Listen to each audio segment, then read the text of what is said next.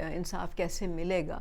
اور اس میں نے کہا تھا کہ جو عدالتی نظام ہوتا ہے صرف وہی انصاف نہیں ہوتا. عدالتی نظام کو ہم ریٹریبیوٹیو جسٹس کہتے ہیں. اس کا مطلب یہ ہے کہ جو غلط کام کیے ہوتے ہیں کسی نے اس کی ان کو کیسے سزا ملتی ہے یا پنشمنٹ، یا ان کو اس کا کیسے اس کے لیے اکاؤنٹیبل ٹھہرایا جاتا ہے. لیکن اس کے علاوہ ایک ڈسٹریبیوٹیو جسٹس کا کانسیپٹ ہے، جس کا مطلب یہ ہے کہ جو معاشرے میں، ملک میں جو ہم کہتے ہیں ریوارڈز ہیں، جو اچھی چیزیں ہیں، مثلاً روزگار ہے، مطلب جاب کے مواقع ہیں، تعلیم، صحت ہے، اس کے علاوہ دولت کی تقسیم ہے، یہ کیسے ہوتی ہے، یہ کس کو ملتی ہے، اور اس کو تقسیم کرنے کا کیا سسٹم ہے.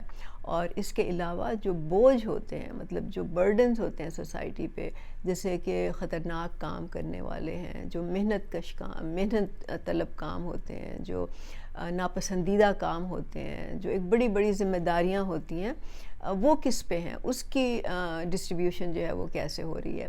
تو اس کو ڈسٹریبیوٹیو جسٹس کہتے ہیں. اور یہ دونوں جو ہیں ان کا آپس میں بہت گہرا تعلق ہے، کیونکہ جب آپ کی ڈسٹریبیوٹیو جسٹس جو ہے وہ اگر غلط ہے